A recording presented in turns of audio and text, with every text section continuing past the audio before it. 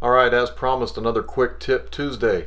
And today what I'm going to show you is how to cook a lot of chicken all at once in about 30 minutes. And when it comes to meal prep, you want to do it quickly, efficiently, and clean up one time. If you've been doing this for a long time like I have, you know chicken is a staple if you're trying to get in good shape and you want to stay in shape. But cooking it and eating it the same way can get real boring. So what I've learned throughout the years is how to prepare it several different ways, and something I've recently done is prepare it several different ways all at once. Let me show you. What I have over here is an air fryer, and then I have a baking pan laid out, and then I'm just going to use a good old frying pan here for the rest of it. And what I'm going to do is not only am I going to have a variety of chicken, I'm going to cook it in 3 different ways with 3 different flavors, and then just store it. And then throughout the week, depending on what I'm in the mood for, I actually have a choice as to what I eat, as opposed to being stuck with what I chose at the beginning of the week. And the hardest part about this, and the most time consuming, is cutting it up. And of course you don't really have to do that, but I think it's going to taste a lot better, and it's easier to weigh out that way. It's going to cook evenly.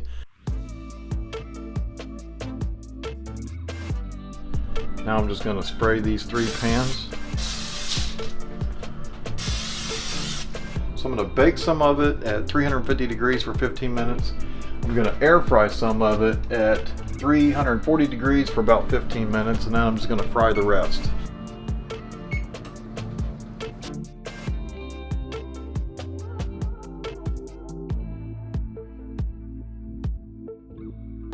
Okay, so for the air fryer chicken, I'm just going to use this sweet mesquite chicken rub.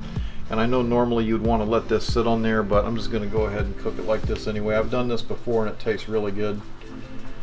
And of course you want to measure that out to be accurate, but I'm not doing that today. Put that in for 10 minutes. Sometimes it needs 5 more minutes, but usually 10 minutes will do it at that temperature. For the chicken that I got cooking in the pan, I'm going to use a little bit of this bourbon sauce, throw in there. Okay. And for the chicken that I'm going to bake, I'm going to do half with this stir fry sauce, and I'm going to do half with the General So sauce.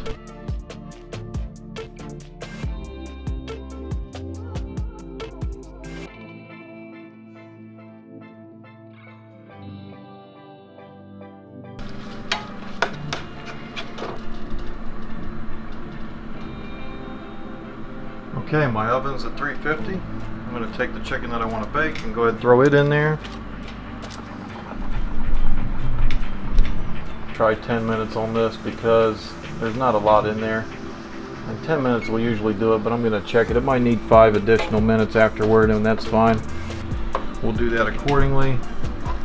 I'm still stirring that one up.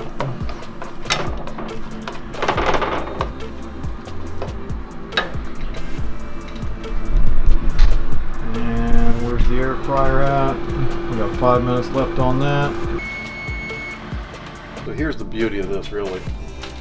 I'm not going to bother with putting all of this in Tupperware bowls or Ziploc bags. Why? Because I have a perfect storage container right here. I'm just going to scoot all this over to one side and put all the chicken in this one pan and cover it with foil. Okay, so if I'm being completely honest, this probably wasn't the greatest example because I didn't have a lot of chicken. Once I cut it up, it was a lot smaller than I thought it was going to be. But hopefully it was a good enough example to give you an idea of the concept. And it's basically to cook the chicken in a few different ways so that you have a variety through the week. And the cleanup is one time, and you can see right here. Yeah, I think that's a lot, but it's not as much as it would be if you're cleaning up every night when you're trying to cook. So you guys leave me a comment below. Let me know if this was practical, if it's helpful. If you got some ideas to improve this, let me know that too. If you found the video helpful, give it a like, and as always, thanks for watching.